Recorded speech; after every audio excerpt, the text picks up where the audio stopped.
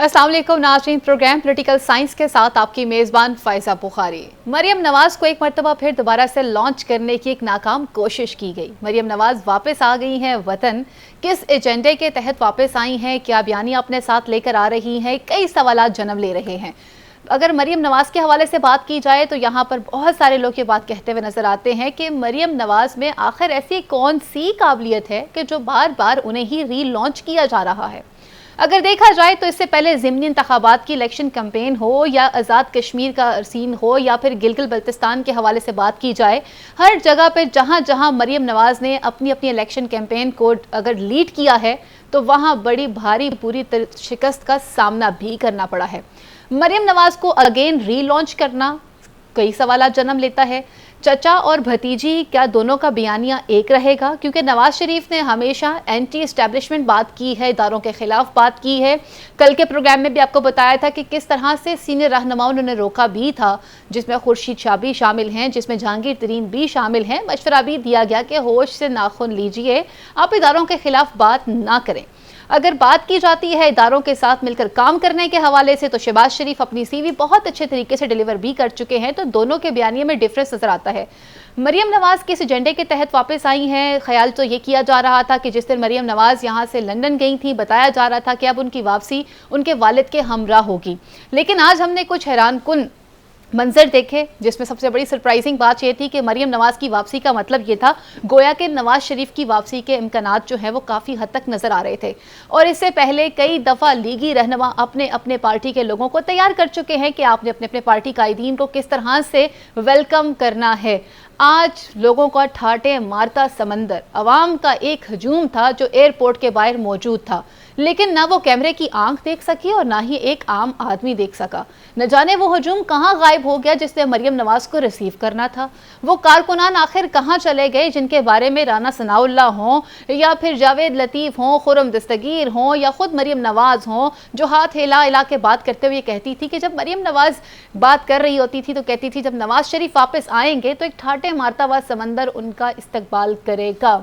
दूसरी जानिब पर पार्टी के सीनियर रहनुमा ये बात कहते हैं कि हमारे लीडर ने कभी डील की बात ही नहीं की, ये गलत बयानी से काम लिया जा रहा है। हमारे लीडर की सबसे बड़ी सज़ा ये है कि अपने वतन से प्यार करते हैं और अपने वतन वापस आने के लिए कई दफ़ा जेल का भी सामना कर चुके हुए हैं। अगर वतन से इतनी ही मोहब्बत की जा रही है तो मियाँ नवाज शरीफ अब तक वापस क्यों नहीं आए? पार्टी के सीनियर रहनुमा मुल्क के साबिक वज़ीर आज़म शाहिद हक़ान अब्बासी इंटरव्यू में कोई और ही बात कहते हुए नजर आते हैं। वो ये कहते हैं कि हम किस मुंह से आवाम के सामने जाएंगे, हमें तो शर्म आ रही है, लोगों से वोट किस तरह से मांगेंगे, ऐसी कौन सी कारकर्दगी है जिसके तहत हम लोगों के पास जाएंगे। मिफ्ता इस्माइल भी अलग पार्टी बनाने की बात कर रहे हैं, शाहिद हक़ान अब्बासी भी कर रहे हैं। क्या भगोड़े होने जा रहे हैं, क्या करने जा रहे हैं, पार्टी माइंदा आने वाले दिनों में क्या सूरत हाल होगी? हमारे साथ मौजूद हैं, लाहौर स्टूडियो में मुझे ज्वाइन कर रहे हैं आज़म चौधरी साहब हैं, लंदन से हमारे साथ स्काइप पे मौजूद होंगे मज़र बड़ा साहब। अपने पैनल को खुशामदीद कहती हूँ। सबसे पहले आपकी तरफ बढ़ना चाहते हैं मज़र साहब, आप लंदन में मौजूद हैं और लंदन की अगर बात की जाए तो लंदन से वापसी हुई है मरियम नवाज़ की, किस एजेंडे के तहत वापस आ रही हैं? शुक्रिया फ़ायज़ा। असल में ये है कि मुस्लिम लीग नून की जो कोर कमेटी है उन्होंने एक फैसला किया जी। फैसला ये है कि वो लाहौर के अंदर कोई 7 जलसे करना चाहते हैं और इन जलसों से मरियम नवाज खिताब करेगी। इन जलसों में वो देखेंगे कि लोग हमें कितना वेलकम करते हैं या लोग हमारे जलसों में आते भी हैं या नहीं आते। उससे ये एक पब्लिक की पल्स चेक करने की कोशिश करेंगे जी। अगर तो वो मस्बत हुई तो फिर ये नवाज शरीफ को कहेंगे कि आ जाएं, कोई बात नहीं, इस्तकबाल नहीं भी होगा तो खैर है, अंधेरे में आपका जलसा वैसे भी हमने रखा हुआ है ताकि ठाठे मारता हुआ समंदर कोई देख ना सके जी। तो ये बेसिकली लोगों को चेक करने के लिए भेजा गया है मरियम नवाज को कि आप देखिए नून लीग ने एक बात मशहूर कर रखी है कि जी मरियम नवाज बड़ी क्राउड पुलर है। उस क्राउड पुलर को आपने अच्छा किया, इब्तदाइये पे 3-4 हवाले दे दिए, पंजाब के इलेक्शन का हवाला दे दिया, कश्मीर के इलेक्शन का हवाला दे दिया, के इलेक्शन का हवाला दे दिया, जहाँ ये क्राउड पुलर नाकाम हुई। अब ये क्राउड पुलर चूंकि लाहौर में तो उन्होंने मियाँ साहब ने उतरना है बकौल पार्टी के, लाहौर को गरमाने के लिए वो 7 जलसे करना चाहती हैं उन 7 जलसों के रिजल्ट के बाद तो देखेंगे कि मियाँ साहब के प्लेटलेट्स गिरते हैं या सही रहते हैं या क्या होता है, या उनके दिल की कोई शरेआन बंद होती है या नहीं होती। लेकिन मेरा ख्याल है कि मियाँ साहब नहीं आएंगे। मैं फिर भी आज इस बात पे कायम हूँ। आपने इससे पहले भी ये बयानिया आपका था कि आप इस पे आज भी कायम है कि मियां नवाज शरीफ वापस नहीं आएंगे। आजम साहब, अगर हम पल्स चेक करने की बात करते हैं तो आज पल्स रेट तो हमें कुछ और ही डायरेक्शंस दिखा रहा था। जो क्राउड पुलर है मरियम नवाज, जिन्होंने आना था, पार्टी के एजेंडे को लेकर वापस आ रही हैं। पता नहीं एजेंडा उनके पास अब की दफ़ा पे क्या है, पिछला एजेंडा तो उनका फ्लॉप हो गया हुआ था। आज तो क्राउड भी नजर नहीं आया। एयरपोर्ट पर गई थी, पार्टी की चीफ ऑर्गेनाइजर हैं, नायब सदर हैं, लेकिन लोग तो नजर ही नहीं आए वहाँ पर। बिस्मिल्लाहिर्रहमानिर्रहीम। एक तो मुझे समझ नहीं आती कि वो अपने ज़ाती दौरों पे अगर बाहर जाती हैं तो फिर मुस्लिम लीग नून के कारकुनों को क्यों बुलाया जाता है कि आए जी इस्तकबाल करें जी। वो कोई ज़र खरीद गुलाम है? वो तो उनके सियासी कारकुन है।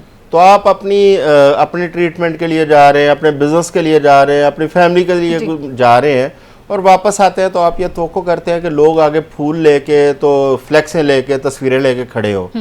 ये जो साइंस है ये आज तक हमें समझ नहीं आ सकी कि वो खड़े क्यों होते हैं और ये क्यों ख्वाहिश करते हैं कि वो खड़े हों।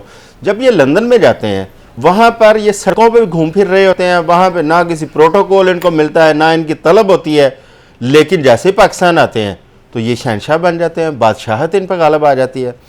बहरहाल ये मैं समझता हूँ जुवेद लतीफ़ वो शेखुपुरा वाले वो बड़े जहांदीदा आदमी हैं। जब मियाँ साहब के इस्तकबाल की बातें शुरू हुई ना तो उन्होंने जो अवाम की वो जो नब्ज़ है उसको उन्होंने पहले चेक कर लिया था। उन्होंने कहा जी कि हम नहीं चाहते कि लाहौर के अंदर ट्रैफिक ब्लॉक हो, कोई एम्बुलेंस को मसला हो, कुछ शादियों का सीज़न है उनको प्रॉब्लम हो, लिहाजा हम बड़ी सादगी से मियाँ साहब को रिसीव करेंगे और हम वहाँ पे एक सादा सा जलसा करेंगे।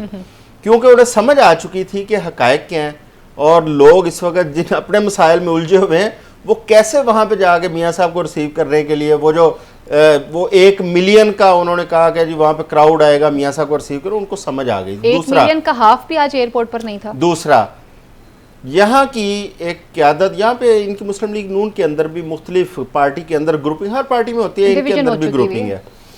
एक ग्रुप ने यहाँ मियाँ नवाज शरीफ साहब को एक पैगाम भेजा है और उन्होंने कहा है जी कि आपको ये जो रिपोर्टें पेश की जा रही हैं हमारे कुछ जुम्मेदार जो ओहदेदारान हैं उनकी जानब से कि जी यहाँ सब ठीक है, यहाँ पे लोग भी साथ हैं, यहाँ पे कोई मसला नहीं है, तो लिहाजा आप जो है ना बेफिक्र होके आए। उन्होंने कहा ये सारी रिपोर्टें गलत हैं, ये आपको मिसगाइड कर रहे हैं। ये उनकी पार्टी के अंदर से उनको बताया गया है। अब बात यह है कि मियाँ साहब एक तरफ बयानिया ले रहे हैं एंटी एस्टेब्लिशमेंट का, दूसरी तरफ मियाँ साहब बातें कर रहे हैं पाकिस्तान वापस आने की। अच्छा, ये भी बड़ा इंटरेस्टिंग है। अब एंटी एस्टेब्लिशमेंट बयानिया, प्रो एस्टेब्लिशमेंट बयानिया, एक भाई एंटी एस्टेब्लिशमेंट पर खड़े हैं, एक प्रो एस्टेब्लिशमेंट पर खड़े हैं, जबकि इसके हकायक जो है वो मेरा ख्याल है अब तो बच्चा बच्चा जानता है।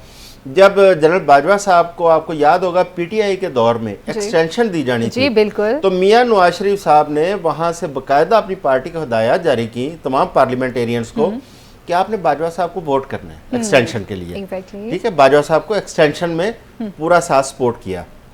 उसके बाद जब ये हालिया, जब बाजवा साहब की रिटायरमेंट होती है नवंबर के अंदर, नवंबर 2022 में, उस वक्त दूसरी जानब मैं मियाँ शहबाज शरीफ का बताने लगा। मियाँ शहबाज शरीफ कई मरतबा बाजवा साहब के पास गए हैं कि जी हम आपको एक्सटेंशन देते हैं, आप स्टे करें।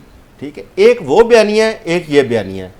अब मुझे नहीं समझ आती कि ये दोनों भाई अंडरस्टैंडिंग के साथ ये बयानिया खड़े कर रहे हैं या दोनों अलग-अलग बयानिया अपने बना रहे हैं। ये भी हो सकता है हाथी के दांत खाने के कुछ और हों, दिखाने के कुछ और। ये तो फिर ऐसे ही है कि अगर तो आपस में म्यूचुअल अंडरस्टैंडिंग से किया जा रहा है तो फिर अवाम को बेवकूफ़ बनाने वाली बातें। और मेरा नहीं ख्याल कि अब अवाम मजीद बेवकूफ़ बने, क्योंकि इन 16 माह की कारकर्दगी ने अवाम की आंखें खोल दी है। इस पॉइंट पे आपके पास वापस आएंगे। मज़हर वरला साहब, हम एक्सपेक्ट ये कर रहे थे कि मरियम नवाज अपने वालिद के साथ वापस आएंगी और यही परसेप्शन पूरी पार्टी की तरफ से भी दिखाया जा रहा था, और जिस तरह से लोगों को इंस्ट्रक्शंस दी जा रही थी पार्टी की जानिब से कि आपने इस तरह से करना है और इस तरह से वेलकम होगा, मीनार पाकिस्तान पे पहले जाएंगे, अदालत बाद में जाएंगे, जेल हम बाद में जाएंगे। तो मरियम नवाज को आपने कहते हैं कि पल्स चेक करने के लिए भेज दिया है, तो आज का पल्स रेट तो सबके सामने आ गया हुआ है। आप समझते हैं मरियम नवाज के ही ऊपर बार बार क्यों दाव लगाया जा रहा है, क्यों उन्हें बार बार आजमाया जा रहा है? फायजा बुखारी ये जो कारकुनों ने इस्तेमाल किया है, जी। ये आप मुझसे ज्यादा मरियम औरंगजेब से पूछती, वो आपको बताती कि लोग ही लोग थे, पूरे लाहौर की सड़कें हुई थी जी बिल्कुल। और दाता दरबार तक लोग थे और मीनार पाकिस्तान लोग थे और लाहौर रेलवे स्टेशन भी भरा हुआ था और माल रोड भी भरी हुई थी और लिबर्टी भी भरा हुआ था, जहां इन्होंने एक जलसा भी आपको याद होगा किया था, वो जहां वो एक बंदा गाना गा रहा था जी और जी बाकी बिल्कुल। पता नहीं स्टेज पर ही चंद लोग थे। जी तो मेरा ख्याल है लोग, ये जो बात आजम चौधरी साहब ने की है ना, ये बहुत दुरुस्त है कि लोगों में सियासी शऊर आ चुका है, लोग इनकी बातों में नहीं आते। अब एक भाई का बयानी और हो, दूसरे का और हो। हम्म, पहले जो बात की ना इन्होंने एस्टेब्लिशमेंट या जी फौज के हवाले से, देखिए मुस्लिम लीग नून में हमेशा बात किया करते थे चौधरी निसार अली खान जी। एस्टेब्लिशमेंट के साथ। अब चौधरी निसार अली खान जब रूठ गए किसी मरियम नवाज की वजह से, उन्होंने कहा कि ये नहीं हो सकता कि हम इन बच्चों के पीछे खड़े हो जाएं। ठीक है, ये उनका अपना मौकफ था। उसके बाद जो एस्टेब्लिशमेंट से बातचीत करते रहे जी। वो दो लोग थे, शाहिद खान अब्बासी और ख्वाजा आसफ। लेकिन ख्वाजा आसफ पे मियां नवाज शरीफ ज्यादा ट्रस्ट करते हैं, वो इसलिए कि वो उनके क्लासमेट हैं, पुराने दोस्त हैं और हो सकता है कोई सरगर्मियां भी उनकी इकट्ठी हों।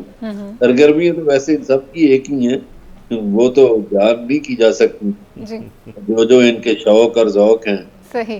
गाना गाने का शौक तो आपको पता है, मियां शहबाज शरीफ साहब माइक पकड़ लेते थे। पूरी फैमिली को गाना अच्छा, गाने मियां का नवाज शौक शरीफ है। साहब भी, मियां नवाज शरीफ साहब भी बहुत अच्छा गाना गाते हैं। हमजा शहबाज गाते हैं, मरियम नवाज खुद बहुत अच्छा गाती हैं, उनके साहब भी साहबजादे गाते भी। हैं। मरियम से कोई गजल या गीत सुनने का इत्तेफाक नहीं हुआ, लेकिन बाकियों को हमने कहीं ना कहीं देखा है। सही। तो गुजारिश ये है कि पाकिस्तान के लोग अब किसी भी ऐसे सियासतदान के पीछे चलने को तैयार नहीं जो डील करके आए। जो लोग कहते हैं ना कि नवाज शरीफ ने डील नहीं की, भाई कब डील नहीं की? ये जावेद लतीफ कह रहे हमेशा हैं। डील की, इब्तदाई डील से हुई। तो जनरल जिलानी के साथ क्या हुआ था? कौन सी रेत बजरी सरिया मेरे घर आया था? किसके साथ डील की थी? मुझे तो नहीं पता। मियां शरीफ साहब अभी कब्र में चले गए, वो बता सकते थे उन्होंने कितना सरिया क्या कुछ किया होगा। इसका घर बन रहा था और ये तो जर्नैलों को आपको पता गाड़ियां भी पेश करते थे और फिर ये जनरल आसिफ नवाज ने इनकी चाबी वापस की थी। तो डील तो हमेशा ये करने की कोशिश करते हैं।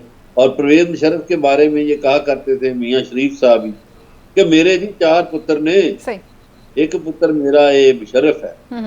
फिर वो पुत्र लट गया, उसके बाद फिर उसके साथ डील करके चले गए। अब इन्होंने 2 बातें अपने मुखालफ सियासतदान के बारे में मशहूर, यानी एक इन्होंने मशहूर की कि वो नशा करता है। अब देखिए वो जेल में है, अब तो साबित हुआ कि वो नशा नहीं करता। फिर उसकी मेडिकल रिपोर्ट आई कि वो किसी किस्म का नशा नहीं करता। दूसरी बात इन्होंने जो मशहूर की, वो तारड़ साहब जैसे लोगों ने या राना सनाउल्लाह या वो आजम चौधरी साहब की जो दोस्त है मरियम औरंगजेब, उसने फिर वो जी सऊदी अरब वाले बड़े खिलाफ हैं जी, सऊदी दोस्त बड़े नाराज हैं जी, बरादर इस्लामी मुल्क। वो बरादर इस्लामी मुल्क ने अपने कौमी दिन पे जो तराना ओपन किया है, जो तराना, उसमें सिर्फ उसी की तस्वीर है। क्या कोई नाराज आदमी की तस्वीर लगाता है अपने कौमी गीत में? ठीक है बिलास साहब, आपको पॉइंट मेरे पास तो एग्जैक्टली आपका पॉइंट हमारे पास आ चुका है। और अगर बात की जाए तो आज ही चेयरमैन पीटीआई को जो है वो अडियाला जेल मुंतकिल किया गया है। और मरियम नवाज को अगर इस्तकबाल देखा जाए और अडियाला जाने वाले का अगर इस्तकबाल देखा जाए तो फ़र्क तो वाज़े नज़र आ जाता है। और ये बात फिर कहनी पड़ती है कि लोग सड़कों के ऊपर फूलों की पत्तियां लेकर खड़े थे। आज़म साहब, एक सरप्राइजिंग चीज़ हमने और भी देखी है। निगरान वज़ीर दाखिला पहले बयान देते हैं कि नवाज शरीफ के खिलाफ कानूनी कार्रवाई की जाएगी, गिरफ्तार किया जाएगा। फिर राना सनाउल्लाह सामने आ जाते हैं और उन्हें एक एग्जाम्पल देते हैं और कहते हैं कि आप शेख रशीद को क्यों भूल गए हैं भाई, हमने शेख रशीद का आपने अंजाम नहीं देखा।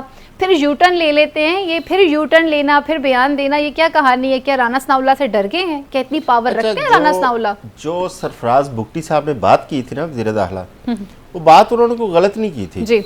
जो कानून के मुताबिक जिस तरह ट्रीट किया जाना चाहिए किसी भी कन्विक्टेड आदमी को, उन्होंने वो बात की थी। और ये मियाँ साहब को उसके मुताबिक अमल भी करना पड़ेगा, ये भी जहन में रखें। जब मियाँ साहब ने आना है, उनकी कन्विक्शन और उन एब्सकॉन्डर, दो चीज़ें हैं। उन्होंने आगे पहले सरेंडर करना है जी। और सरेंडर करेंगे, उसके बाद वो कोर्ट में पेश होंगे, उसके बाद अदालत जाने, अदालत का काम जाने, वो फिर अदालत के ऊपर मुनसर है कि वो मियाँ साहब को रिलीफ देती है नहीं देती। अब ये बात उन्होंने सरफराज बुगटी साहब ने की, और राणा सनाउल्लाह साहब शायद वो टाइम भूल गए जब वो खुद वज़ीर दाखिला थे और वो सीधी सीधी लोगों को धमकियां दिया करते थे। तो अब भी उन्होंने धमकी आज उन्होंने जो सरफराज बुगटी साहब को धमकी दी वो बड़ी मानी खेज है कि आप शेख रशीद का अंजाम देख लें। अब देखें ना, ये सीधी सीधी धमकी है कि आपके साथ ये कुछ हो सकता है। इससे एक चीज़ बड़ी वाज़ेह हो जाती है कि इस वक्त भी इस हुकूमत के अंदर या वैसे वो अपने आप को पावर शेयरिंग में उतना ही बराबर का हकदार समझ रहे हैं जितना वो आज से 2 माह पहले थे। मतलब आप खुर्शीद शाह साहब वाली बात कर रहे हैं, जैसे वो कह रहे हैं कि आज भी ब्यूरोक्रेसी के अंदर, सिस्टम के अंदर नून लीग के लोग बैठे हैं। सिस्टम के अंदर देखें, पिछले दिनों आपको याद होगा कि एक लेटर भी इलेक्शन कमीशन ने लिखा था प्राइम मिनिस्टर ऑफिस को कि कैबिनेट के अंदर और ब्यूरोक्रेसी के अंदर जो मुस्लिम लीग नून, उन्होंने नून का नाम तो नहीं लिया था, उन्होंने सियासी वाबस्तियों का बात की थी, सियासी वाबस्तियों वाले लोगों को ना अकोमोडेट किया जाए। लेकिन इस वक्त मुसलसल जो पोस्टिंग ट्रांसफर हो रही हैं वो मुस्लिम लीग नून की उसके ख्वाहिश के मुताबिक हो रही हैं, और उन्हीं के लोगों को बहुत इंपॉर्टेंट जो प्राइम जो लोकेशन है पोजीशंस उसके ऊपर वो पोस्ट किया जा रहा है। अब ये चीज़ें बाकी पॉलिटिकल पार्टी, जाहिर है पीपल्स पार्टी बोल रही है, पीपल्स पार्टी इसकी बार बार निशानदेही कर रही है, और आज तो इंतहा है ना कि वज़ीर दाखिला जब कानून की बात करते हैं तो साबिक वज़ीर दाखिला उठ के उनको धमकी देते हैं। अच्छा, मुझे ये बताइएगा कि क्या राणा सनाउल्लाह वाकई दमखम रखते हैं, उनकी इतनी जुर्रत है कि वो ऐसे बयान दे सके? देखिए, राणा सनाउल्लाह साहब भी किसी और के कंधे पे रख के बंदूक चलाने की कोशिश कर रहे हैं, लेकिन मेरा ख्याल है इनको अब समझ आ जानी चाहिए ये कंधे मिसयूज नहीं होंगे, नहीं हो सकते, क्योंकि तमाम जितने जिनके ऊपर ये तवक्कुआत रख रहे हैं उनको पता है कि पहले पाकिस्तान है फिर बाद में सब कुछ है। एग्जैक्टली। मज़हर बल्ला साहब, काकड़ साहब लंदन में मौजूद हैं। काकड़ साहब को क्या हो गया भाई, किस तरह के बयान दे रहे हैं? कह रहे हैं कि बैलेट पेपर पे तहरीक इंसाफ का निशान नहीं भी होता, बल्ला नहीं भी होता, कोई बात नहीं, इलेक्शन हो जाएगा। अगर उसके बाद कोई एहतजाज करता भी है तो फिर भी कि वो इलेक्शन काबिल कबूल होगा। काकड़ साहब से आपकी मुलाकातें भी रही हैं, सर आप उनसे पूछें वो क्या बातें कर रहे हैं, किस एजेंडे पे काम कर रहे हैं। शायद अकान अब्बासी कह रहे हैं वो राइट ही नहीं रखते निगरान वजीर आजम के वो ऐसा बयान दे सकें चेयरमैन पीटीआई से रिलेटेड। देखिए, शायद अकान अब्बासी कानूनी बात कर रहे हैं जी, लेकिन काकड़ साहब को चूंकि मशहूर होने का शौक है, अच्छा, तो इसीलिए उन्होंने एक सेल्फी भी ली थी कि बदनाम, वो क्या मिसरा है कि बदनाम जो होंगे तो क्या नाम ना होगा। तो वो इस तरह की बातें कर रहे हैं। मेरा ख्याल है कि ये लायानी किस्म की बातें हैं।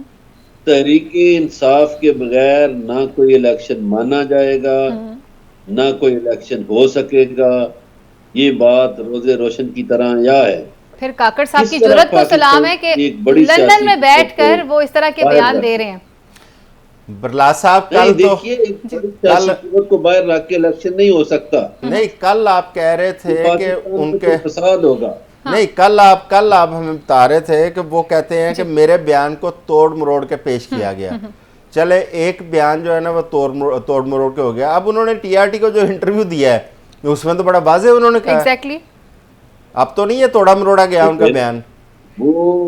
वो दूसरी तरफ से आवाज आएगी तो फिर कहेंगे तोड़ मरोड़ के पेश किया। अच्छा, यहाँ पर मुझे ब्रेक लेनी है, ब्रेक के बाद यहीं से कंटिन्यू करेंगे कि काकड़ साहब ने इस तरह का बयान क्यों दिया है, और सेकंडली मिफ्ता इस्माइल साहब ने भी अपने कुछ दिल के राज खोले हैं, अपने कुछ दुख रोए हैं मीडिया के सामने। उन्होंने कहा है कि जी डार साहब ने मेरे खिलाफ कैंपेन चलाई है मीडिया के ऊपर, मैंने और शहबाज शरीफ ने इस मुल्क को डिफॉल्ट होने से बचाया था। ये सब बातें करते हैं ब्रेक के बाद।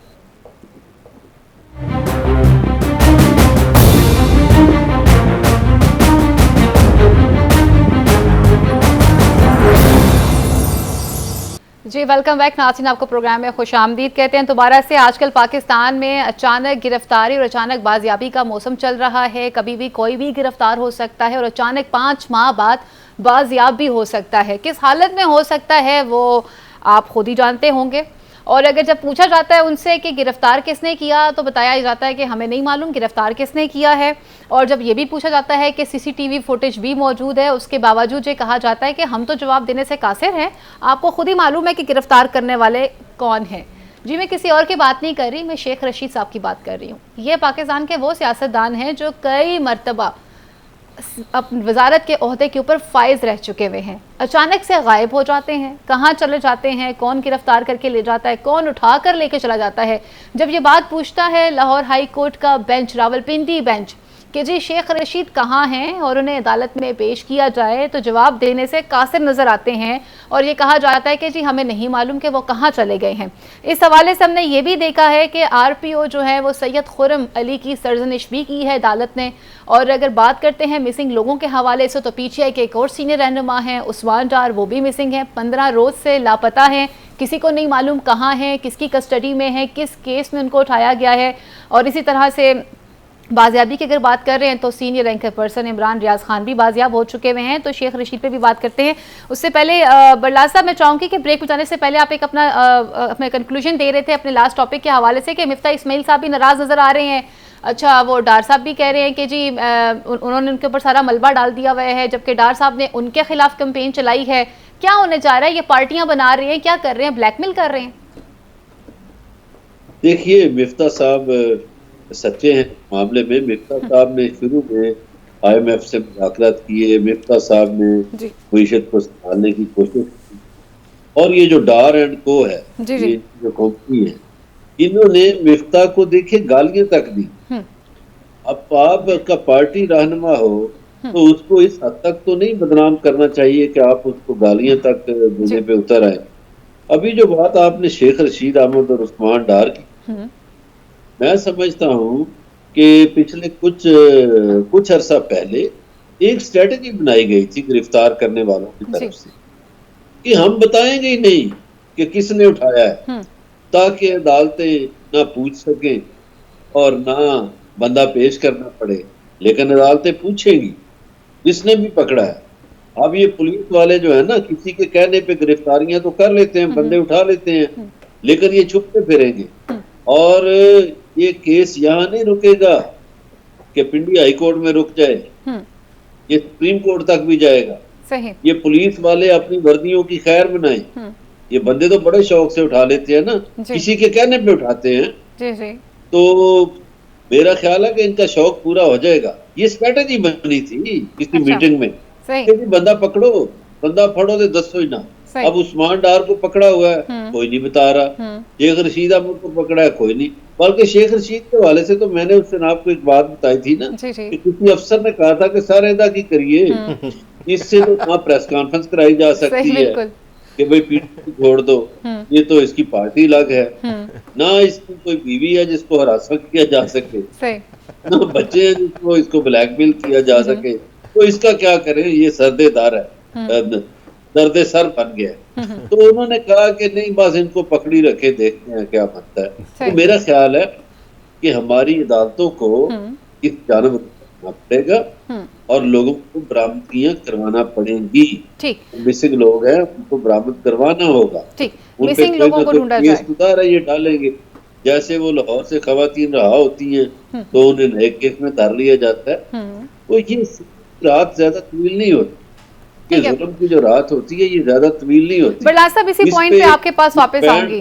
जी। ये जो बैंड बाजा बजाने वाले हैं ना, राना सनाउल्लाह टाइप लोग, वो मैंने कल आजम चौधरी साहब से कहा था कि तो वो राजे रेड, उसका तो मुझे इस्तकबाल बता देना, राजे रियाज का, कि कैसा इस्तकबाल होगा। सुना उधर भी कोई दो दर्जन आदमी थे वहाँ। नहीं, कोई दो दर्जन आदमी से भी कम थे। बस एक ट्रक पे वो खुद ही सवार थे और वो खुद ही लोगों का शुक्रिया अदा कर रहे थे। आई डोंट नो वो लोग कहाँ थे, लेकिन उनके मुताबिक थे। अच्छा आजम साहब, अगर हम बात करते हैं मिसिंग लोगों के हवाले से, तो शेख रशीद भी इस वक्त लापता हैं, किसी को नहीं मालूम वो कहाँ हैं। और लेकिन जब आरपीओ को बुलाया जाता है तो वो भी लाइल्मी का इजहार करते हैं। और जब अदालत उनसे कहती है कि CCTV फुटेज मौजूद है, किस तरह से उनके ना तो उनके भतीजे सियासत में हैं और ना ही उनके वो घरेलू मुलाजिम जो हैं वो सियासत में हैं, तो इन लोगों को किस कानून के तहत उठाया गया है? तो आरपीओ जवाब देने से कासिर नजर आए हैं।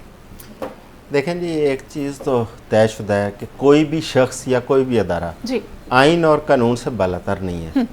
और मैं समझता हूँ कि ये सब कुछ जो हो रहा है इसमें अदलिया का एक बड़ा कड़ा इम्तहान है जी, क्योंकि ज़िम्मेदारी अदलिया पे आ जाती है। अदलिया ने कैसे आइन और कानून की बालादस्ती कायम रखनी है। अब मैं चौधरी परवेज़ लाई के केस की अगर मिसाल दूँ तो आप देखें कि लाहौर हाई कोर्ट ने अहकामात जारी किए हैं कि चौधरी परवेज़ लाई को रहा किया जाए, और साथ ये भी अहकामात है कि एक सीनियर पुलिस ऑफिसर उनको उनके घर तक छोड़ के आए जी। लेकिन उन्हें इस्लामाबाद पुलिस रास्ते से उठाती है और इस्लामाबाद ले जाती है।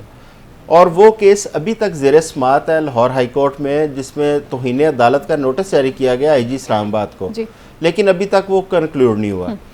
इसमें या तो अदलिया को फिर अपने फैसलों के ऊपर अमल दरामद करवाना पड़ेगा, और अदलिया को आता है ये करवाना, और जज जानते हैं कि कैसे इस पे अमल दरामद करवाना है। अगर वो नहीं करवा पा रहे तो इससे पूरी अदलिया के ऊपर एक क्वेश्चन मार्क आता है, जो कि नहीं आना चाहिए, जो कि हमारे अदारे के लिए मुनासिब नहीं है।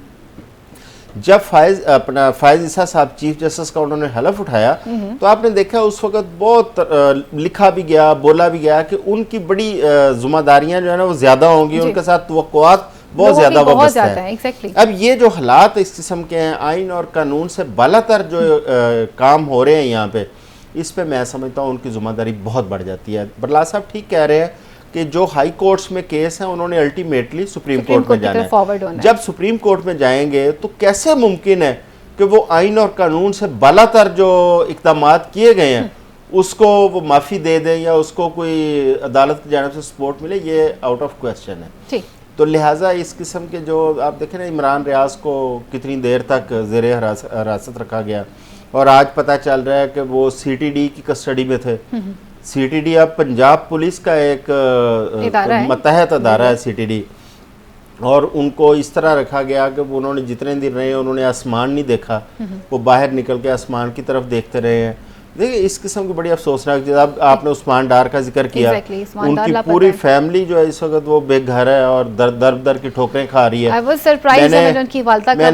मैंने उनकी वालदा की वही वीडियो, सीढ़ियाँ चढ़ रही है, अदालतों में जा रही है, देखिए। और उसके बाद शेख रशीद, बहरहाल शेख रशीद को कम से कम ये टेंशन नहीं है कि उसके आगे पीछे कोई रोने वाला है, उसके लिए कोई उसकी फैमिली परेशान होगी। बरला साहब ठीक कह रहे हैं कि उठाने वालों को भी थोड़ी परेशानी तो होगी कि इसका करना क्या है अब। ठीक हो गया। अच्छा आजम साहब, जो पॉइंट दिया है बरला साहब, हमने देखा है कि इससे पहले जो बाजियाब हुए हैं एंकर पर्सन इमरान रियाज खान, वो भी हमने देखा कि उनका काफ़ी वेट रिड्यूस हुआ है।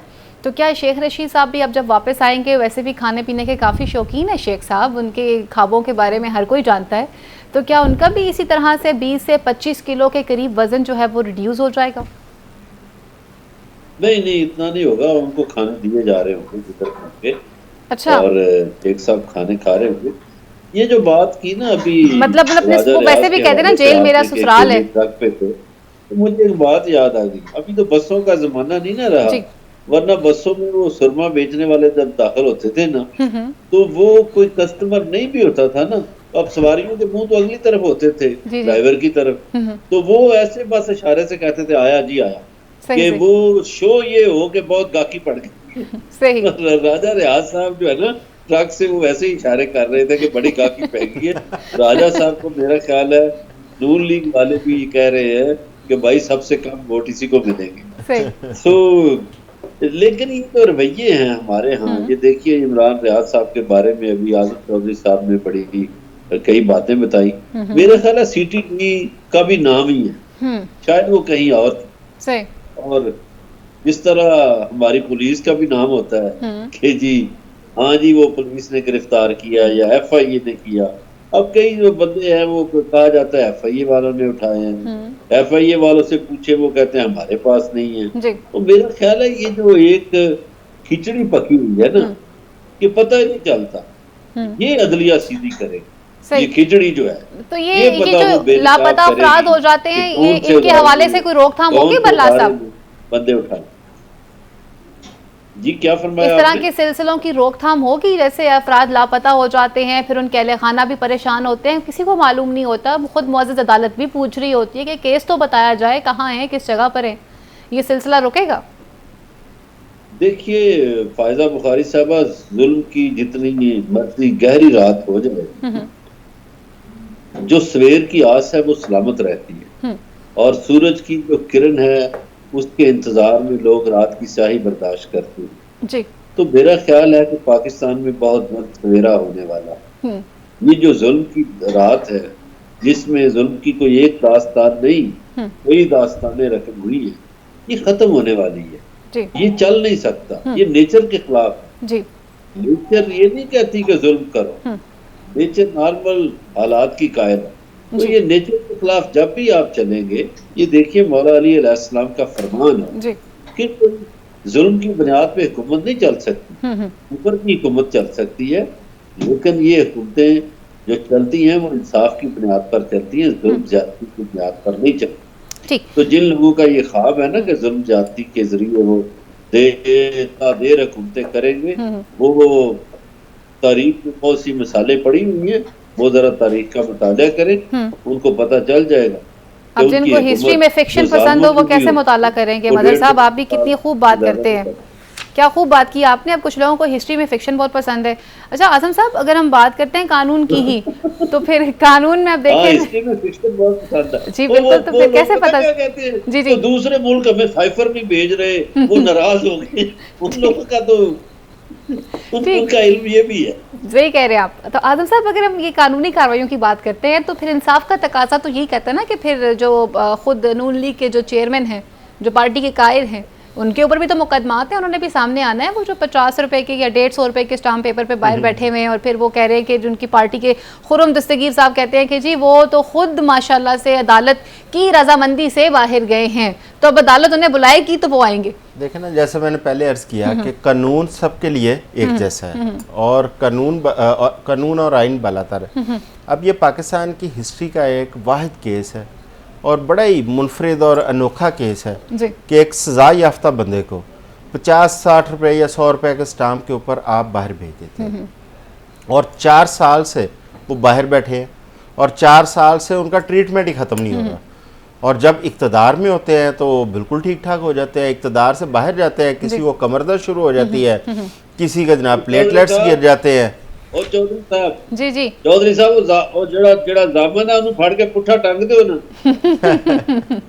अच्छा अब देखें वो अब कह रहे हैं वापसी की बातें कर रहे हैं, जबकि मैं मदर साहब की बात को 100% इंडोर्स करता हूँ। मुझे नहीं नज़र आ रहा कि वो वापस आए। अगर उन्होंने वापस आना होता तो इस किस्म के बयानिए, वो मैं समझता हूँ ये एक थ्रेटनिंग बयानिया था उनका, मतलब वो समझते हैं कि कानूनी कार्रवाई के खिलाफ भी इस किस्म के बयानिए नहीं घड़े जाते। और दूसरी बात यह है कि अगर वो लीडर हो, सियासतदान नहीं, ये मैं बरलाद साहब की बात को रिपीट कर रहा हूँ, सियासतदान नहीं लीडर हो, लीडर फेस करते हैं, लीडर कवानीन को फेस करते हैं, लीडर मुश्किलात भी फेस करते हैं, लीडर डील करके बाहर नहीं जाते। मुशर्रफ के साथ डील करके बाहर गए, उसके बाद फिर डील करके बाहर गए और उनकी बार बार डील एक्सपोज भी हो जाती है, सामने आ जाती है।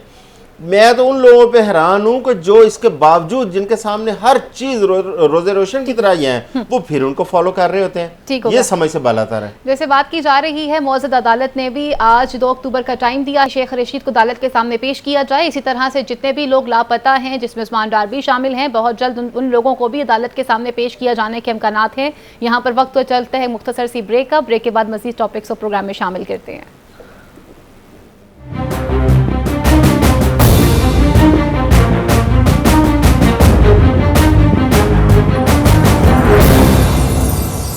वेलकम बैक नाज़रीन, आपका प्रोग्राम में अगेन खुश आमदीद कहते हैं। आप कुछ बात करते हैं गैर कानूनी तरीके से पाकिस्तान में मुकीम अफगान महाजरीन के हवाले से। उन्हें वापस भेजे जाने का फैसला किया जा चुका है और आइंदा कुछ रोज़ में उन्हें यहाँ से अफगानिस्तान भेज दिया जाएगा। बातें कई तरह से सामने आती हैं, क्या हमारी खारजा पॉलिसी इतनी वीक रही है? हमने कभी देखा कि हमने अफगानिस्तान के साथ अच्छे ताल्लुकात भी करने की कोशिश की, उनके मुज़ाकरात भी करवाए, कभी हमने वहाँ जाके चाय कहवे भी इंजॉय किए, हर तरह के दौर से हम गुजरे हैं। उसके बावजूद हम पर एक नज़ला लाजमी गिरा है। और अगर बात करते हैं उस नज़ले के हवाले से, तो इंडिया किस तरह से एक्टिव है, किस तरह से बॉर्डर को यूज़ किया जाता रहा है, किस तरह से बॉर्डर के पास जो हॉस्पिटल्स बनाए गए हैं, जो स्कूल्स बनाए गए हैं, जो भी चीज़ें बनाई गई हैं, वहाँ पे रॉ किस तरह से एक्टिव है। गैर अगर कानूनी तरीके से जो अफगान महाजरीन पाकिस्तान में मौजूद भी थे, तो सवाल यहाँ पर यह पैदा होता है कि उन्हें आने किसने दिया था? फिर जब वो हमारे पास अगर आ गए थे तो उन्हें शहरियत का हक किसने दिया? यहाँ पर बाकायदा उन्हें IT कार्ड्स दे दिए गए, अपने कारोबार उन्होंने स्टार्ट किए और ये तमाम तरह उनकी एक्टिविटीज़ रही हैं। फिर ये भी बताया जा रहा था कि ये तमाम लोग जो हैं, इनके ताने बाने कहीं ना कहीं दहशतगर्दी से मिलते हैं। तो क्या ये सारे के सारे दहशतगर्द रहे हैं? हमारे पड़ोस में ईरान भी मौजूद है एग्जाम्पल के तौर पर, जहाँ पर हमने देखा कि उन्होंने किस तरह से अपने बॉर्डर के करीब अफगान महाजरीन की आबादकारी करवाई, उन्हें अपने मुल्क में नहीं आने दिया। हमने क्यों एकदम से अपनी बाहें फैला ली और उनको अपने दिल से लगा लिया, और आज हम उन्हें अपने दिल से अगर जुदा भी कर रहे हैं तो यहाँ पे भी बहुत सारे क्वेश्चन मार्क्स आते हैं। और अगर बॉर्डर की सिचुएशन की बात की जाती है, स्मगलिंग हो चीनी की, डॉलर की, खाद की, किसी भी चीज़ की स्मगलिंग हो, डॉलर तो अगर डॉलर से अलावा अगर देखा जाए तो तमाम तर चीज़ें बॉर्डर के ऊपर काफ़ी ईजिली मूव होती रही हैं, आती जाती रही हैं, तो यहाँ पे कई क्वेश्चन मार्क खड़े हो जाते हैं। और अभी रिसेंटली कल के प्रोग्राम में हमने बात की थी कि एक बाप बेटा किस तरह से इंडिया से पाकिस्तान आ जाते हैं, तो क्या चमन के रास्ते से हमारे बॉर्डर इतने इजी हैं कि कोई भी बंदा सिक्योरिटी फोर्सेस को चकमा देकर पाकिस्तान में एंट्री कर सकता है?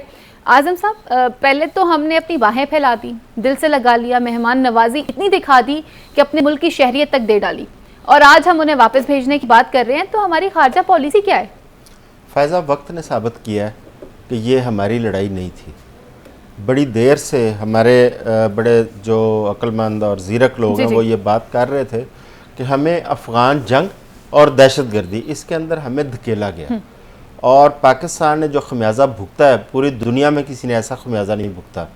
हमने अपनी लाखों के हिसाब से हमने अपनी कीमती जानें गंवाई, हमने अपने अरबों डॉलर का नुकसान किया, और एंड पे आज भी हमारे ऊपर इल्ज़ामात क्या आ रहे हैं, और ये हमारा जो पड़ोसी देश है भारत, वो हम पे ये इल्ज़ाम लगाता है और उसके साथ मिलकर मगरबी दुनिया के पाकिस्तान के अंदर दहशतगर्दी को फ़रोग दिया जाता है, जबकि सबसे बड़ा दहशतगर्दी का विक्टिम अगर कोई मुल्क है वो पाकिस्तान है। इसकी अवाम ने, इसकी अफवाज ने, इसकी लॉ इन्फोर्समेंट एजेंसीज ने जितनी कुर्बानियाँ दी हैं, पूरी दुनिया में आपको इतनी बड़ी कोई मिसाल नहीं मिलेगी। देखिए, जब ये अफ़गान महाजरीन ये अब 2-3 किस्म के हैं। एक अफ़गान महाजरीन वो हैं जो अफ़गान और रशिया की जंग के दौरान पाकिस्तान आए थे, उनको यहाँ पे आबाद करवाया गया, उनमें से उनको नेशनलिटीज़ भी बहुत सारे लोगों को दी गई।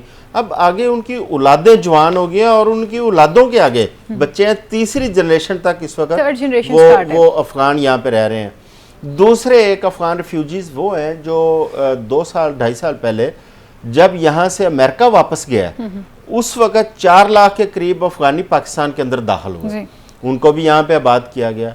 अच्छा, उस वक़्त आबाद करने की क्या ज़रूरत पेश आई? हमें उस वक़्त उनको दाखिले की इजाज़त नहीं देनी चाहिए थी। उससे पहले जो अफ़गान यहाँ पे मौजूद हैं उनके ऊपर बार बार हमें ऐसे शवाहिद मिलते हैं कि पाकिस्तान के अंदर होने वाली दहशतगर्दी में भी उनके लिंक्स मिलते हैं।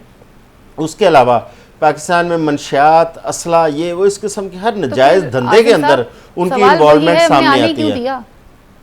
अब ये देखें ना, ये आप सिर्फ ये ना देखें कि उसको पाकिस्तान की गवर्नमेंट, उसमें आपके ऊपर एक इंटरनेशनल प्रेशर भी था जो रेफ्यूजीज के हवाले से, सबसे ज्यादा ईरान के ऊपर है। मेरी अर्ज सुने, जो रेफ्यूजीज के हवाले से आप ग्लोबली आप देखें ना, जो एक पॉलिसीज हैं, आपको उनको भी किसी हद तक फॉलो करना पड़ता है। दूसरी बात यह है कि अगर वो यहाँ पे जराइम के अंदर मुलव्वस हुए हैं, उसके साथ साथ कुछ अफगान ऐसे हैं जिनके पास कोई आईडीज नहीं है, आइडेंटिफिकेशन उनकी कोई नहीं है। बहुत सारे अफगान महाजरीन ऐसे हैं जिनके वीज़े बहुत देर से एक्सपायर हो चुके हैं पाकिस्तान के, और उन लोगों के वीज़े रिन्यू नहीं हुए। तीसरे अफगान महाजरीन वो हैं जिन्होंने पाकिस्तान की 2 नंबर तरीके से शहरियत ले रखी, आईडी कार्ड बनवा रखे हैं।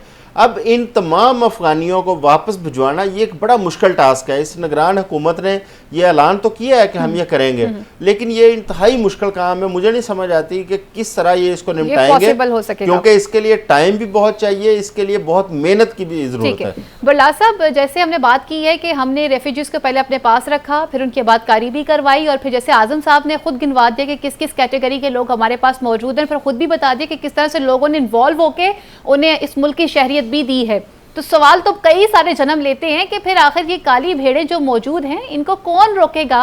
और अगर हम रेफ्यूजीज के लॉ के हवाले से बात करते हैं तो टर्की भी हमारे सामने है, ईरान भी हमारे सामने है। ईरान पर जितनी पाबंदियां हैं उसके बावजूद अपने बॉर्डर के बाहर उन्होंने इनको आने ही नहीं दिया। हमने क्यों इतना एकदम से अपनी मेहमान नवाजी और अच्छे होने का सबूत दिया? फायजा बुखारी साहबा, बिल्कुल आपकी बात दुरुस्त है कि ईरान ने कैंप्स तक इनको महदूद रखा, मगर हमारे यहाँ क्या हुआ? मैं एक छोटा सा वाक़या आपको सुनाता हूँ। जब मियां नवाज शरीफ वज़ीर आज़म थे 2013 के बाद, तो एक अफगान अमन कॉन्फ्रेंस थी। उस अमन कॉन्फ्रेंस में वो हमारे अदारों की मर्जी के खिलाफ महमूद खान अचकज़ई को ले जाने पर बज़िद रहे और ले गए, और उन्होंने कहा कि जनाब महमूद खान जो है वो बहुत अफगान इशू को समझता है और फलां है। तो जब वो कॉन्फ्रेंस शुरू हुई तो उसमें एक इंडियन जो मिनिस्टर था, उनका जो फॉरेन मिनिस्टर था, उसने पाकिस्तान के खिलाफ तकरीर की लंबी चौड़ी, और जब उस तकरीर को पौना घंटा हो गया तो उस वक्त DGISI जनरल जहीरुल इस्लाम ने जनरल रहील शरीफ से कहा, क्योंकि जनरल रहील शरीफ भी साथ थे, चीफ ऑफ आर्मी स्टाफ। तो जनरल जहीरुल इस्लाम ने कहा जी मेरी बर्दाश्त से बाहर हो गया है, ये हमारा वज़ीर आज़म तो चुप करके बैठा हुआ है, और ये जो साथ महमूद खान आया हुआ है ये क्यों खामोश बैठा हुआ है, ये चादरपोश। तो भाई हमारे तो लोगों को इस तरह जवाब देना पड़े, ये आपकी हुकूमतों का कसूर है। अफगानियों के जितने जाली शनाख्ती कार्ड बने हैं, महमूद खान अजगज़ई को पकड़ो ना, ये नवाज शरीफ का इत्तेहादी है, और नवाज शरीफ की हुकूमत में इनके जाली शनाख्ती कार्ड बनते रहे, प्रॉपर्टीज आपने सेल कर दी, आपने कारोबार हर चीज में शामिल किया अपने साथ। ये इन्होंने दुरुस्त निशानदेही की है। आजम चौधरी साहब तो ये फरमा रहे हैं ना कि दूसरी तीसरी नस्ल है। चौधरी साहब बहुत से अफगानी आपके काउंसलर बन गए, आपकी सियासत में दाखिल हो गए, सिर्फ काउंसलर नहीं, सिर्फ बन गए, सिर्फ काउंसलर नहीं, महमूद खान अजगज़ई जैसे करदार बहुत से हैं, एक ऐसे एमएनए हैं के दाएं बाएं होते थे, इनको पकड़े, इनसे पूछे कि आप किससे भत्ता लेते रहे हैं भाई अफगानियों से, कि आप उनके जाली शनाख्ती कार्ड बनवाते रहे हैं। ठीक, बरलास साहब का कसूर है। JUI फे के एक MNA है जिनके बारे में कहा जाता है कि वो अफगानी है, तो इससे बढ़िया फिर क्वेश्चन मार्क है ना बरलास साहब। आज हम अगर ये डिस्कशंस कर रहे हैं, देखिए हमने कल प्रोग्राम में ये बात की है कि किस तरह से एक इंडिया से बाप बेटा जो है वो चमन के जरिए आगे हैं विदाउट वीजा पाकिस्तान में, तो कैसे रोकथाम होगी हमारी खारजा पॉलिसीज के हवाले से। तो फिर वो गवर्नमेंट अगर चेयरमैन PTI की हो, मुस्लिम लीग नून की हो, हमने तो कुछ नहीं किया ना, सिर्फ सोशल मीडिया के ऊपर कभी हमने हाथ में वो चाय के कप पकड़े हुए दिखा दिए कि बड़ी अचीवमेंट कर दी हमने भाई, मुज़ाकरात करवा के। फायदा बुखारी का नाम वो डालेंगे और पूरा फैमिली ट्री आ जाएगा, तो इन अफगानियों के नाम डाले ना, किधर से ये आ गए, कहां से आ गए। अच्छा, दौर में एक ये स्ट्रेटेजी बनी थी कि 78 से पहले जो अफगानी आए उनको हम अपना शहरी कंसिडर कर लेते हैं, जो 78 के बाद आए वो अफगानी रहेंगे। लेकिन फिर महमूद खान अजगज़ई साहब बीच में कूद पड़े, उन्होंने कहा नहीं जी नहीं, ये तो बड़ा जुल्म है, ये ज्यादती है, और मियां नवाज शरीफ साथी थे। नहीं, एक चीज और भी काबिले गौर है। गुज़श्ता साल जब पाकिस्तान के अंदर रजीम चेंज हुई है, नई हुकूमत बनी, उस वक्त बड़ी तादाद में अफगानी वापस आना शुरू हो गए थे, लेकिन बहुत सारे लोग चले गए, बाकी लोगों को अफगान हुकूमत ने अंदर एंटर नहीं होने दिया उनको, और वो फिर पाकिस्तान में है। वैसे तो अगर ओवरऑल देखा जाए जिस किस्म के इस वक्त मुआशी हालात के अंदर हम गुजर रहे हैं, अफगानिस्तान की मुआशत तो हमसे बहुत बेहतर है। इन लोगों को तो वॉलंटियरली अब वापस चले जाना चाहिए, क्योंकि इनके अपने मुल्क के हालात ठीक हैं। और अगर ये वहां जाते हैं, आप देखें ना इस वक्त अफगानिस्तान के अंदर वो कह रहे हैं कि डॉलर बड़ा स्टेबल है, बिजनेस बड़ा फ्लोरिश कर रहा है, वहां पे बड़ा कुछ हो रहा है, तो भाई आप वॉलंटियरली चले जाएं। और वहां हमने जो करप्शन की है, अगर वहां की हुकूमत इनको वापस नहीं लेना चाहती, तो फिर पाकिस्तान के अंदर जो दहशतगर्दी हो रही है, पाकिस्तान के अंदर जो वहां बैठी जो दहशतगर्द तंजीमें हैं वो दरअंदाजी कर रही हैं, फिर उन पे काबू डालें, फिर उनको रोके, अपना किरदार अदा करें। लेकिन एक तरफ अफगान हुकूमत उनको भी रोकती नहीं है, दूसरी तरफ ये अफगानी रेफ्यूजीज जो हैं 1.1 मिलियन के करीब, उसका बर्डन पाकिस्तानी कौम के ऊपर है। ठीक कह रहे हैं मजहर बरलास साहब।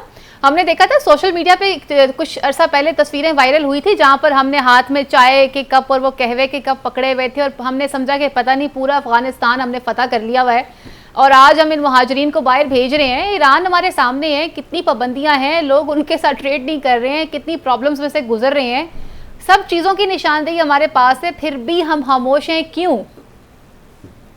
आप ये समझ रहे हैं कि अफगानिस्तान वालों ने पहली दफा हमारे साथ दुश्मनी की है? कभी भी नहीं। और भाई आप 47 के बाद तारीख देखें तो अफगानी तो हमेशा हमारे खिलाफ रहे हैं, वो तो पाकिस्तान मुखालफत ढूंढते हैं जी बिल्कुल, और इंडिया के वो एजेंट बने हुए हैं।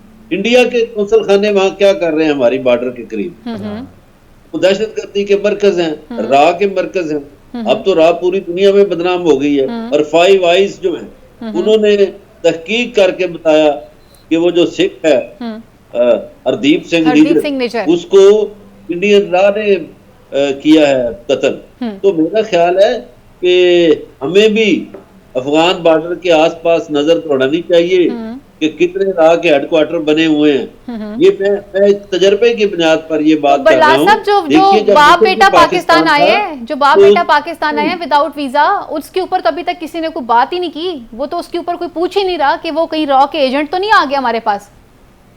देखिए, अफगानिस्तान की तर्ज पर जब मशरकी पाकिस्तान था तो अगरतला में इन्होंने कॉन्फ्रेंस कराई थी। इसी तरह ये जलालाबाद, काबल और इन इलाकों में कॉन्फ्रेंस पाकिस्तान के खिलाफ करते हैं, पाकिस्तान के खिलाफ कार्रवाइयां करते हैं। ये मैं समझता हूँ हमारे सियासतदानों का भी बड़ा कसूर है। आप ठीक कह रहे हैं, वो क्यों इतनी खुली छुट्टी देते रहे? ठीक, ये शनाख्ती कार्ड कैसे बनते रहे?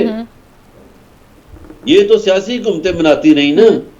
ये बंदा मैंने बता दिया है, तो महमूद खान अचकजई और ये जो JUI फे वाले हैं जी, ये क्या करते रहे हैं? ये सर इसी काम पे रहे, पैसे दो तो शनाख्ती कार्ड बनवा लो, ठीक, तो पैसे कमाते रहे हैं। ये तो इनका जरिया था पैसे कमाने का। असल में अफगानियों की, जो अफगान रिफ्यूजीज का सबसे बड़ा जो सपोर्टर है पाकिस्तान में, वो महमूद खान अचकज़ई और मौलाना फजलुर रहमान है। क्योंकि इनका जो वोट बैंक, इनका एक बहुत बड़ा वोट बैंक जो है वो अफगान रिफ्यूजीज के साथ जुड़ा हुआ है। इन लोगों ने उनके शनाख्ती कार्ड बनवाए।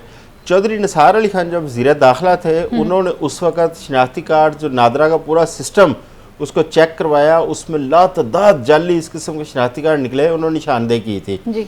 मैं समझता हूँ कि चौधरी निसार अली खान इस वक्त जो मुस्लिम लीग नून से दूर हैं, उसमें एक रीज़न वो भी हो सकती है क्योंकि उन दिनों महमूद खान अचकज़ई बहुत ज़्यादा नवाज शरीफ के करीब हो चुके थे और वो मियाँ नवाज शरीफ ये नहीं चाहते थे कि इस इशू को छेड़ा जाए और महमूद खान अचकज़ई का वोट बैंक जो है ना वो ख़राब हो। तो लिहाजा ये तमाम पॉलिटिशियंस जो हैं वो अपने सिर्फ सियासी मुफादात के लिए उन्होंने इस तरह स्टेट को नुकसान पहुंचाया। और इस पे अभी ये टाइम है कि हुकूमत को या हमारे अदारों को इस वक्त अगर स्टैंड लिया है तो फिर इसके जो इस पे इन्वॉल्व हैं, जो इसकी आबादकारी के अंदर रहे हैं या इनके सहूलतकार रहे हैं, उनका भी मुहासबा होना इस वक्त ज़रूरी है। क्योंकि इन लोगों ने, आप थोड़ा सा आप उठा के देखें पिछले कुछ चंद साल के अरसे में पाकिस्तान में दहशतगर्दी जिस लेवल पर हुई और उसमें हर दहशतगर्दी के पीछे हमें कोई ना कोई ऐसा कनेक्शन नज़र आया। क्योंकि जो यहाँ पे खुदकुश बम्बार जितने यहाँ पे इस्तेमाल होते रहे हैं, आप वो देखेंगे वो सारे अफगानी थे, मोस्टली अफगानी थे, और असला भी सारा ये लेके आए, मंशियात ये लेके आए, स्मगलिंग का सामान सारा ये लेके आते हैं। इन लोगों के जरियाती इस पॉइंट पे आपके पास वापस आएंगे। मज़हर बल्ला साहब, जिन दो शख्सियात को आप दो लोगों ने हाईलाइट किया इस प्रोग्राम में, तो इन दो शख्सियात से आप नहीं समझते इनको बिठाकर पूछना चाहिए कि फिर इनकी मोहब्बतें, इनकी अकीदतें कहाँ हैं, किससे रिलेटेड हैं, फिर वहाँ पर इन्हें शिफ्ट कर दिया जाए? पाकिस्तान बहुत बड़े अरसे से इनकी वजह से नुकसान का सामना कर रहा है, दहशतगर्दी का सामना किया। यही तो हम कहते हैं कि आप उस्मान डार का पीछा छोड़ दें, आप शेख रशीद का पीछा छोड़ दें, आप उमर डार का पीछा छोड़ दें, आप इनको लाएं कटहरे में, महमूद खान अचकज़ई और इस तरह के लोगों को जिन्होंने अपने वतन से दुश्मनी की है, एक गैर मुस्लिमों को शरीयत अपनी दिलवा के, ऐसे लोग पकड़े। उस्मान डार का तो कोई जुर्म नहीं है, उसने तो मुल्क की खिदमत की है। उमर डार का तो कोई जुर्म नहीं है, और ये इसी तरह शेख रशीद अहमद का तो कोई जुर्म नहीं है, उन्होंने तो खिदमत की है। आप इन लोगों को क्यों नहीं पकड़ते? मैं तो अपने इदारों से कहता हूँ कि भाई इनको पकड़ो जो पाकिस्तान के असल दुश्मन है, और उसको लाओ लंदन से, जो कहता था महमूद खान बड़ा अहम है, महमूद खान बड़ा अहम है, और कॉन्फ्रेंस में जाता था और उसको बिठाता था अपने साथ, पूछो उसको। ठीक है बल्ला साहब, आपका पॉइंट, घर में इंडियन क्या लेने आते थे? ठीक है, आपका पॉइंट मेरे पास आ चुका है, वक्त मुख्तसर है। खारजा पॉलिसी पे पॉइंट लेना चाहूंगी। करता था जी सर, आपका पॉइंट मेरे पास आ चुका है, वक्त मुख्तसर है। आजम साहब, खारजा पॉलिसीज फिर पे बनानी पड़ेंगी ना, इसमें फिर वीकनेस हमारी खारजा पॉलिसीज की भी रही है, इस हवाले से क्या कहेंगे? नहीं, इसमें कोई शक नहीं है।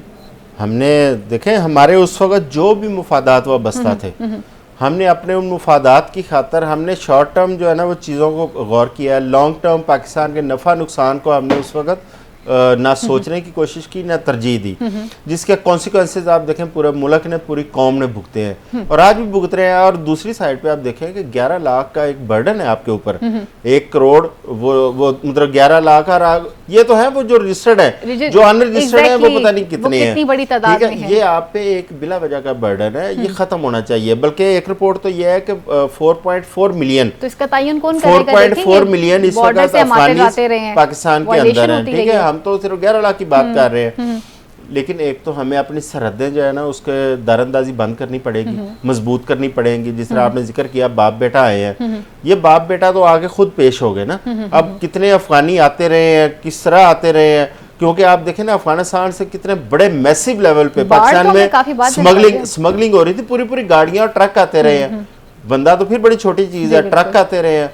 ये तो अब आके हमारे इदारों ने, हमारी हुकूमत ने थोड़ा सा इस पर एक्शन लिया है, तो उस पर थोड़ा काबू पाने की कोशिश कर रहे हैं।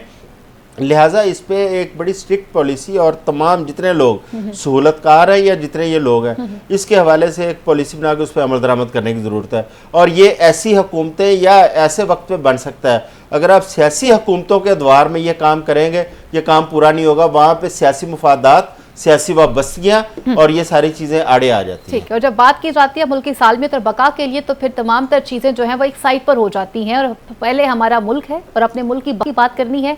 और अगर पाकिस्तान की सालमियत को ख़तरा किसी भी इदारे से या किसी भी शख्सियत से है, उसमें मौजूद कोई भी ऐसी काली भेड़ जो मौजूद है, जो हमारा नाम ख़राब करने की कोशिश कर रही है, उसके खिलाफ फिल 4 एक्शन होना चाहिए। प्रोग्राम का वक्त यहीं पर ख़त्म हुआ चलता है। अपनी मेज़बान को, मेरे मौजूद पैनल को इजाज़त दीजिए।